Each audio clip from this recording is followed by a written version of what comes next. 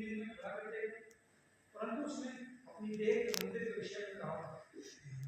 अतः जब वह मुर्दों में से जी उठा तो उसके चेलों को स्मरण आया कि उसने यह कहा था, और उन्होंने पवित्र शास्त्र और उस वचन की जो यीशु ने कहा था उसकी। जब वह यरूशलेम में फसह के समय पर्व में था, बहुतों ने उन चिन्हों को जो वह दिखाता था देखकर उसके नाम पर विश्वास किया। परमेश्वर के वचन की पढ़े। इसमें देखिए, जब हम स्टार्टिंग से पढ़ते हैं तो हम देखते हैं आज के दिन को जब परमेश्वर ने मंदिर की सफाई की, तो इसको आज ये जो दिन है जिसमें परमेश्वर मंदिर जाकर उसकी सफाई करते हैं, उस दिन को हम द डे ऑफ अथॉरिटी के नाम से भी जानते हैं, क्योंकि आज के दिन परमेश्वर ने इस दिन अपना अधिकार दिखाया था। उसने क्या करा था? अपना अधिकार क्या होता है? जो हम ऑर्डर करते हैं किसी को, तो उसने मंदिर में जो लोग व्यापार कर रहे थे उनके ऊपर अपना अधिकार दिखाया और उनको उस मंदिर से क्या करा? बाहर निकाला। और परमेश्वर अपने अधिकार को उस समय इस्तेमाल कर रहे थे वो। और हम देखते हैं यहाँ पर परमेश्वर जो है, यीशु मसीह दो तरीके के मंदिर की बात कर रहे हैं।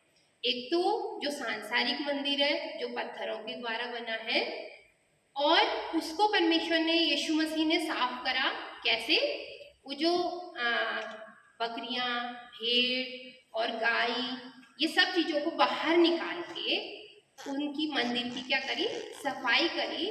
और दूसरा मंदिर है, यहाँ पर ऊपर जब उससे पूछा जाता है कि ये तू क्या चिन्ह प्रकट कर रहा है ये सब करके, तो एकदम से वो कहता है कि इस मंदिर को तुम ढा दो तो मैं तीसरे दिन इसको क्या कर दूंगा? बना दूंगा। तो यहाँ पर वो प्रकट कर रहा है कि ये कौन सा मंदिर है? शारीरिक मंदिर, हमारा शरीर रूपी मंदिर। तो यहाँ पर इस पद में दो तरीके के मंदिर हैं और उनकी सफाई के बारे में परमेश्वर कहना चाह रहे हैं। और एक और चीज है यहाँ पर कि परमेश्वर गाय, यहाँ पर देखिए कि गाय, भेड़ और कबूतर के बेचने वाले सराफे बैठे हुए थे। वो मंदिर में क्यों बैठे हुए थे? कोई आप मेरे को बता सकते हैं? कोई भी बताइए कि गाय, बैल, बकरी, कबूतर वाले वो मंदिर में क्यों बैठे हुए थे? बेचने के लिए। मतलब क्यों बेच रहे थे? मंदिर में ऐसी चीजें क्यों बेच रहे थे? बलिदान के लिए। बलिदान के लिए। क्योंकि पुराने समय में जो जो जो पाप की क्षमा जो होती थी वो लहू के द्वारा ही संभव थी। जब लहू बहाया जाता था तभी पाप से उसको छुटकारा मिलता था। और ये किसका रूल बनाया हुआ था? ये रूल था परमेश्वर का। ये पुराने नियम में हम अगर देखते हैं, व्यवस्था विवरण, व्यवस्था सब में हम पढ़ते हैं तो बहुत से बलिदान, होम बलि और पाप बलि, ये बलि वो बलि, तो हम सब पढ़ते हैं। तो उसमें जानवरों के लहू के द्वारा इंसान को क्या करा जाता था? शुद्ध किया जाता था। तो ये तो एक तरीके से देखा जाए मंदिर में वो लेके बैठे हैं, तो परमेश्वर ये तो पुराने नियम के अकॉर्डिंग ही कर रहे हैं, तो इसमें उनकी क्या गलती है? वो तो तभी बैठे हैं जब वो उस जानवर का बलिदान देंगे, लोग आएंगे खरीदेंगे और वो जानवर का बलिदान देंगे और वो पाप से छूट जाएंगे।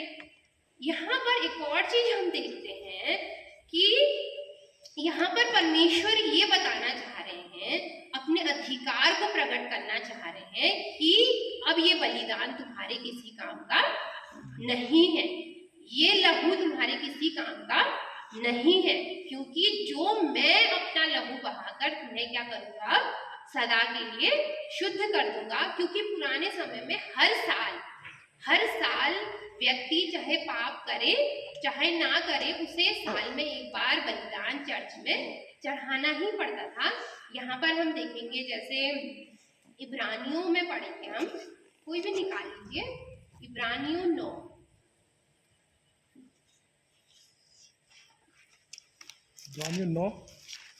हाँ, उस पहली वाचा में भी नहीं, स्टार्टिंग से नहीं, इब्रानियों 9 बता रही हूँ।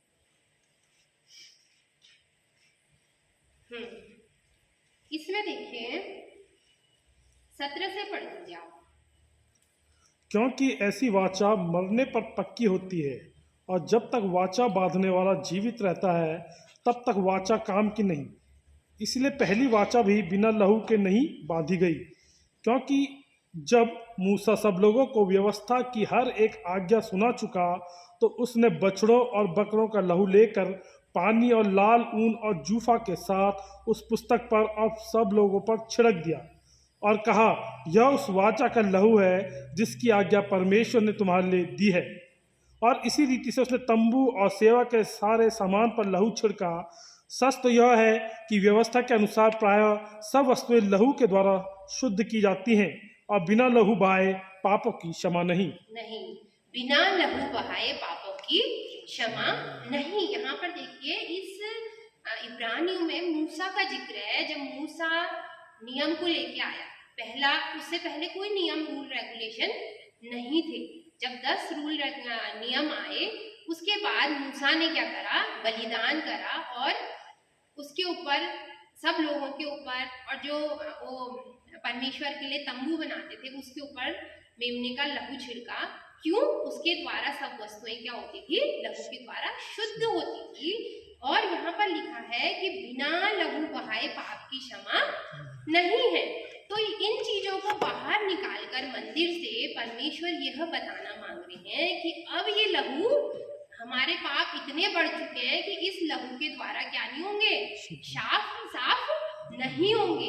परमेश्वर जब ये रूल बनाते थे ना, तो परमेश्वर ये सोचते थे शायद मैं ऐसा रूल बनाऊं, मैं अपने विचार से सोचती हूँ कि शायद मैं ऐसा रूल बनाऊं तो ये लोग थोड़ा पाप ना करें, शायद मैं ऐसा रूल बनाऊं तो ये लोग पाप ना करें। मगर लोग क्या करते हैं, हमारा पाप क्या है, दिन प्रतिदिन बढ़ते जाता है। हम रूल के अकॉर्डिंग कुछ ऐसी चीज ले आते हैं जो मतलब हम अपने विचार को वो कर लेते हैं कि अच्छा बाइबल में तो, क्योंकि आप कभी भी आप देखिएगा ना, जैसे शराबी है तो उससे कहेंगे कि शराब मत पियो, तो बाइबल से ऐसा वचन ढूंढ के हमको दे देगा ना। ऐसे ही हमारी पिथौरागढ़ में से बात हो रही थी, तो वहाँ क्या है, बहुत आम बात है शराब पीना, शाम होते ही हर घर में शराब।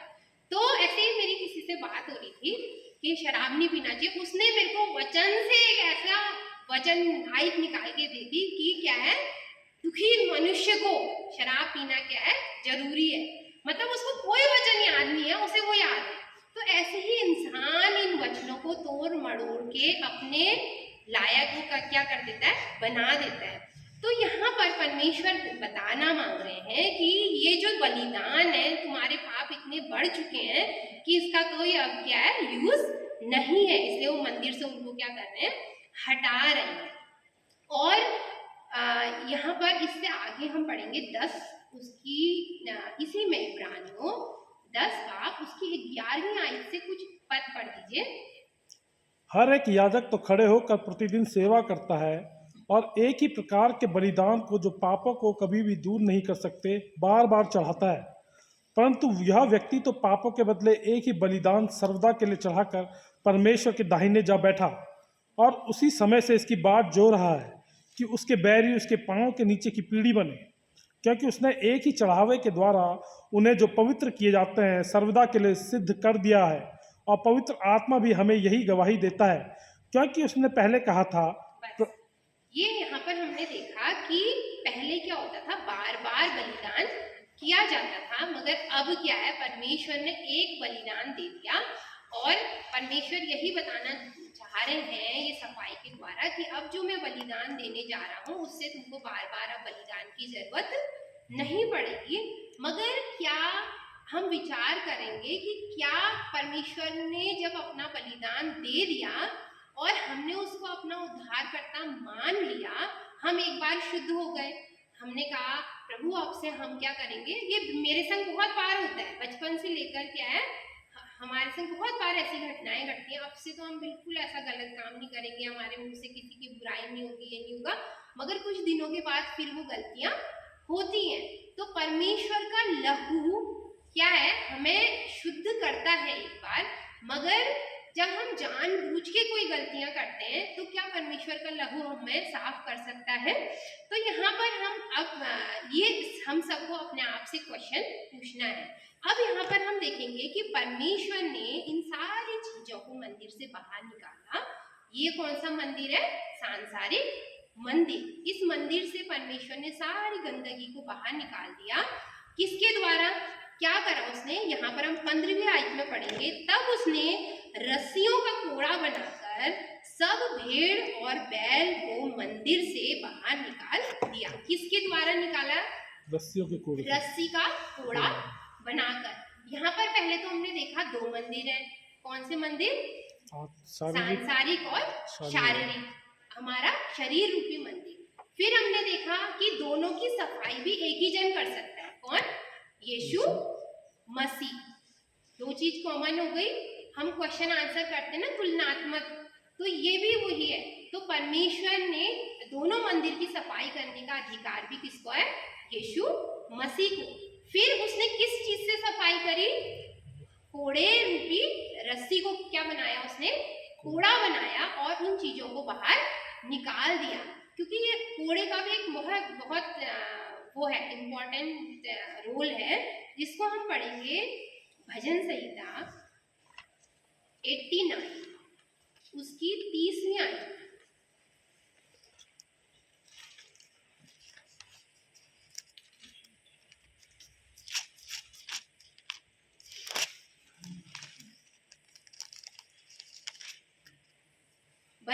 आयत से पढ़िए।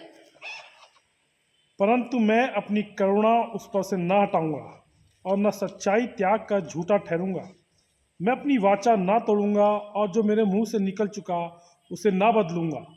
एक बार मैं अपनी पवित्रता की शपथ अच्छा, खा 30 से पढ़िए। 30 से।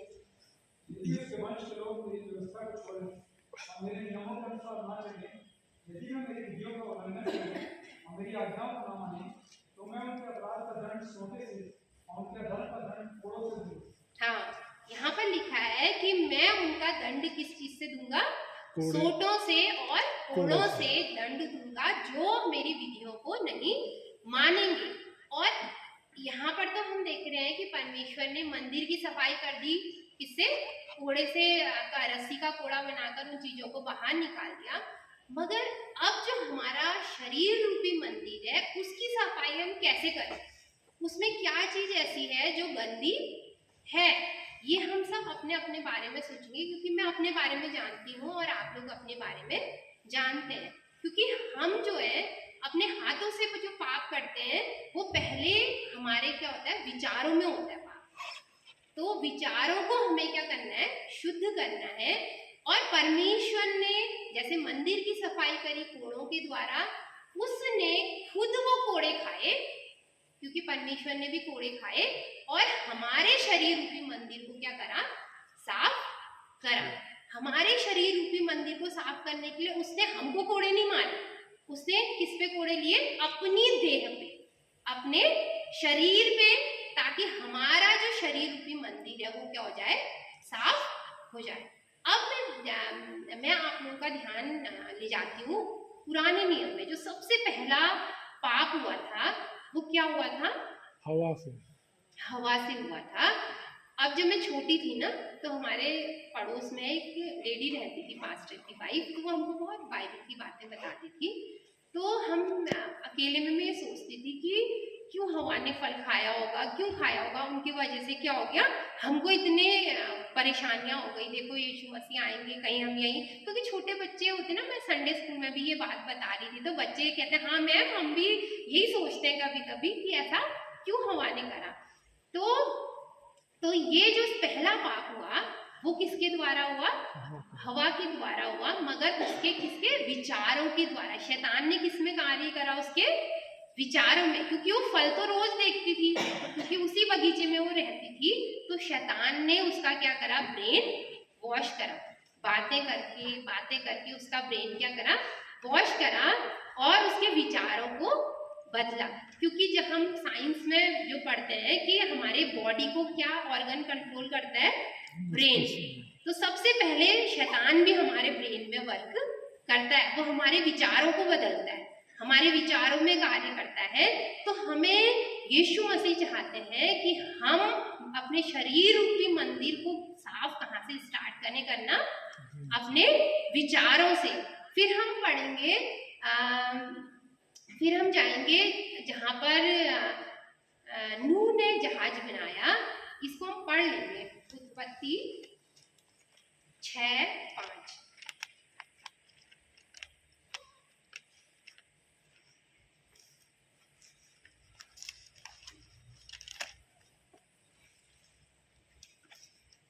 यहोवा ने देखा कि मनुष्य की बुराई पृथ्वी पर बढ़ गई है और उनके मन के विचार में जो कुछ उत्पन्न होता है वह निरंतर बुरा ही होता है। बस उनके मन के विचार में परमेश्वर किसको देखता है? हमारे कार्यों से पहले हमारे विचारों को देखता है। कार्य तो हम बाद में करते हैं, पहले हमारा ब्रेन क्या करता है? सोचता है कि हम ऐसा करें कि नहीं करें। बहुत से बार होता है ना, गलत काम करने से हमारे दिमाग में बहुत स्ट्रगल चलता है कि ऐसा करें कि नहीं करें। मगर कभी कभी हमारे ब्रेन में शैतान क्या हो जाता है? जीत जाता है और हम गलत काम कर देते हैं। तो यहाँ पर भी जब परमेश्वर ने संसार का नाश करा नूह के टाइम में, तो उन लोगों के क्या खराब थे? देखिए, उनके मन के विचार में जो कुछ उत्पन्न होता था वो क्या होता था? बुरा ही उत्पन्न होता था। तो हमें मंदिर, जो हमारा शरीर रूपी मंदिर है, उसको साफ करने के लिए हमें सबसे पहले किसको साफ करना है? अपने विचारों को साफ करना है। हमें अपने विचारों को साफ करने की आवश्यकता है। और हम जैसे कि हम पढ़ेंगे पहला कुरिन्थियों 3:16-17।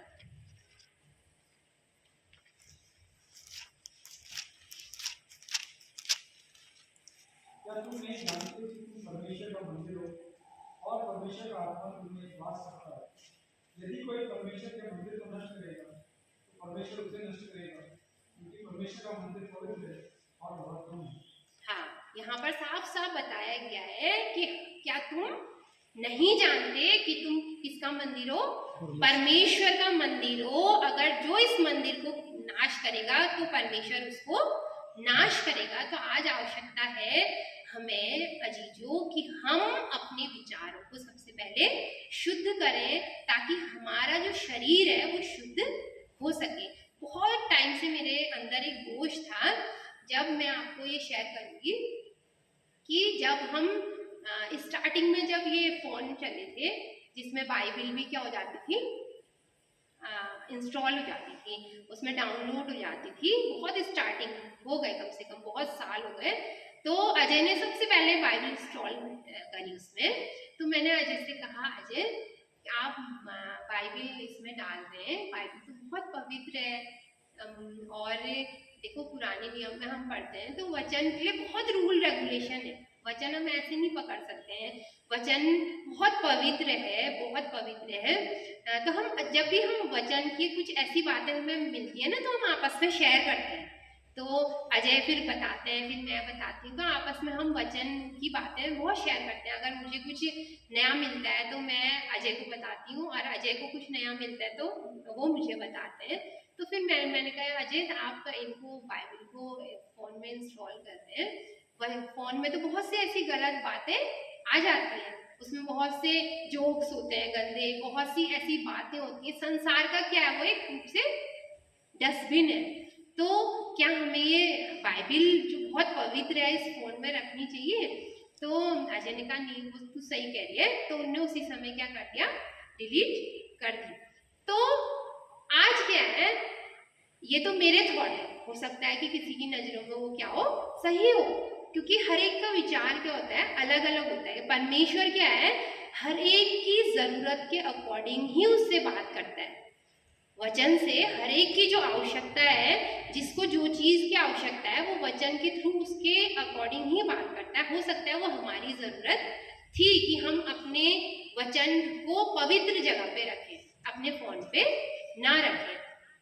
तो ऐसे ही ये मेरा एक वो था कि मैं आप लोगों के संग ये बात भी शेयर करूं कि वचन जो है बहुत पवित्र है। तो और परमेश्वर उससे भी ज्यादा पवित्र है जिसने उस वचन को बनाया। तो वो हमारे शरीर रूपी मंदिर में क्या करना चाहता है, वास करना चाहता है। उसकी बड़ी तमन्ना है कि जिसे उसने अपने हाथों से बनाया, अपने मुंह से मुंह लगा के जिसको सांस दी, उसके जीवन में मैं क्या करूं, चला फिरा करूं। जैसे सर ने प्रार्थना करी कि हम में क्या है, परमेश्वर दिखना चाहिए। हम में जहां हम जाते हैं तो परमेश्वर हमारे अंदर से दिखना चाहिए। बहुत से बार ऐसा होता है कि मैं भी बहुत सी चीजें ऐसी बोल देती हूँ यहाँ पर से, मगर क्या वो सच में मेरे अंदर है, ये हमें बहुत बार सोचना, मुझे सोचने की आवश्यकता है।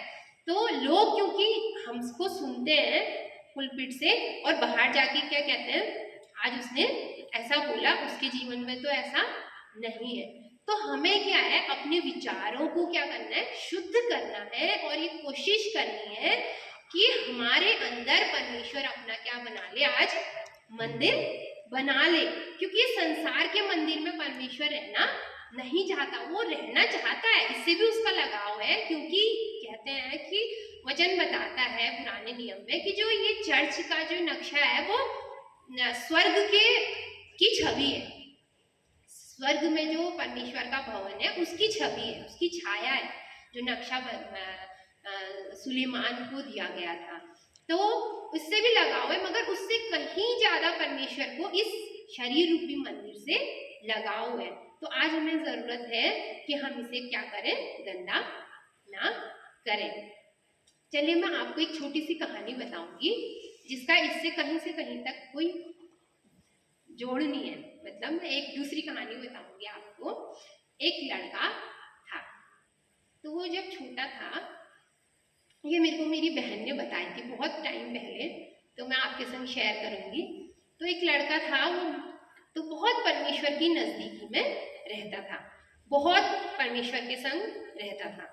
वो धीरे धीरे बड़ा होने लगा और वो संसार की बातों से जुड़ने लगा। हम कितनी भी कोशिश करें, संसार से हम क्या नहीं होते, अलग नहीं हो सकते, मगर हो भी सकते हैं अगर हम चाहें तो वो फिर अपने दोस्तों के संग जाने लगा। तो उनके दोस्त फिर पार्टी वार्टी में जाने लगे, तो वो भी अपने दोस्तों के संग कहने लगा कि मैं भी चलूंगा। तो परमेश्वर उसके साथ साथ क्या करते थे, चलते थे। वो स्कूल जाता था तो उसके साथ चलते थे, और वो घूमने जाता था तो उसके साथ घूमते थे। वो कहीं भी जाता था, वो सोते थे तो उसके साथ परमेश्वर उसके साथ ही लेटते थे। तो वो इतना परमेश्वर से बिल्कुल जुड़ा हुआ था। तो जब वो बड़ा होने लगा तो उसको परमेश्वर का साथ थोड़ा क्या लगने लगा, उसको ये लगने लगा कि परमेश्वर और मेरे बीच में थोड़ा सा क्या होना चाहिए, डिस्टेंस होना चाहिए। क्योंकि बहुत सी जगह मैं ऐसी जाना चाहता हूँ जहाँ ये नहीं आ सकती। एक बार उसका अपने दोस्त के संग प्लान बना कि चलो हम क्या करेंगे, एक डिस्कोथेक थे वहाँ जाएंगे क्लब में। और उनका जो भी प्लान बना, फिर वो तो तैयार हुआ। शाम को खूब उसने बाल बनाए, खूब परफ्यूम लगाया, खूब अच्छा तैयार होकर वो जाने लगा। तो परमेश्वर भी उसके साथ जाने लगे। तो उसको वही कब से तो था उसके विचारों में, शैतान काम कर रहा था ना कि थोड़ा सा हमारा डिस्टेंस होना चाहिए, परमेश्वर हर समय चिपके रहते हैं मुझसे। तो वो उसको बहुत इरिटेशन हुआ कि लगा परमेश्वर जहाँ मैं आज जा रहा हूँ ना वहाँ आप मत आइए, वो आपकी योग्य जगह नहीं है। तो फिर वो उनको अंदर बंद दरवाजा लॉक करके वो आ गया, तो देखा कि परमेश्वर उसके साथ पीछे पीछे। तो उसको इतना इरिटेशन हुआ, अरे मैंने आपसे कह दिया ना कि आप मेरे साथ मत आइए, आज मेरा अपने दोस्तों के साथ प्रोग्राम है, मत आइए आप। तो फिर वो अंदर जाके उसको अंदर वाले कमरे में परमेश्वर को बैठा के आ जाता है। तो फिर परमेश्वर उसके साथ साथ पीछे पीछे। उसको इतना गुस्सा आता है, वो कहता है आप ऐसे नहीं सुनेंगे, आप ऐसे नहीं सुनेंगे। तो वो जल्दी से हथौड़ा लेता है, कील लेता है, परमेश्वर को अंदर वाले कमरे में लाके उसको वहां ठोक देता है। तो ये कौन था, आप लोग बता सकते हैं कौन था लड़का? ये हम है, ये हम है। क्यों? बहुत सी बार हम ऐसे कार्य करते हैं जो परमेश्वर जहां पर नहीं आ सकते, और हम चाहते हैं कि परमेश्वर को हम कहाँ लॉक कर दें, अंदर कमरे में। तो लॉक तो हो नहीं पाएंगे, तो हम उसको क्या करते हैं, कील में ठोक देते हैं। जब मैं छोटी थी ना तो हमको दया सागर पिक्चर दिखाई जाती थी हमारे स्कूल में। तो मेरे को वो जो लोग उस परमेश्वर को कील लगाते थे और कोड़े मारते थे, मैं कहती थी ये कितने गंदे लोग हैं, मतलब ना बचपन में होता है तो विलन थे हमारी नज़रों में। मगर बाद में पता चला कि वो विलन हम हैं। हम असलियत में परमेश्वर को क्या करते हैं, कोड़े मारते हैं, अपने से दूर करते हैं, अपने से दूर करना चाहते हैं ताकि हम संसार के नज़दीक जा सकें। तो आज यही परमेश्वर ने वचन के द्वारा मेरे से बातें करी और वो बातें मैंने आपके साथ शेयर करी कि कैसे हम परमेश्वर से दूर न जाकर परमेश्वर के पास आकर अपने शरीर रूपी मंदिर को, अपने शरीर को मंदिर बना सकते हैं और अपने विचारों को शुद्ध करके सच में परमेश्वर अपने शरीर को मंदिर बना सकते हैं। फिर मैंने परमेश्वर से कहा कि परमेश्वर, विचारों को शुद्ध करना तो बड़ा टफ है, कैसे हम अपने विचारों को शुद्ध करें? क्योंकि हम किसी से बातें करते हैं तो हमारे मतलब दिमाग तो वहाँ जाता ही है, कोई बुराई करता है तो बड़ी चटपटी बातें होती हैं तो दिमाग वहीं जाता है। फिर सोते समय भी हर समय कोई बातें ऐसी होती हैं कि याद आती हैं, तो हम अपने विचारों को तो शुद्ध कर ही नहीं सकते हैं। तो परमेश्वर ने मेरे को वचन दिया एक व्यक्ति के बारे में। तो परमेश्वर ने कहा, तू भूल गई कि मैंने किसके लिए कहा था कि ये मेरी इच्छा के अनुसार चलने वाला व्यक्ति है। कौन है? अय्यूब। मेरी इच्छा के अनुसार चलने वाला व्यक्ति। वचन भी बताता है कि एक व्यक्ति ऐसा है जिसके लिए परमेश्वर ने कहा ये व्यक्ति मेरी इच्छा के अनुसार चलता है, वो है दाऊद। दाऊद के लिए परमेश्वर ने एक व्यक्ति ऐसा ही है, बस एक व्यक्ति जिसके लिए वचन में लिखा गया है कि ये मेरी इच्छा के अनुसार चलने वाला व्यक्ति है। क्या तू उसको भूल गई? वो कैसा अपने विचारों को शुद्ध करता था। तो हम जब भजन संहिता पढ़ते हैं ना, जरा हम गौर से पढ़ेंगे, हर अध्याय या कोई अध्याय हम ज़्यादातर पढ़ेंगे, वो रात को सोते समय परमेश्वर से क्या करता है, बातें किया करता था।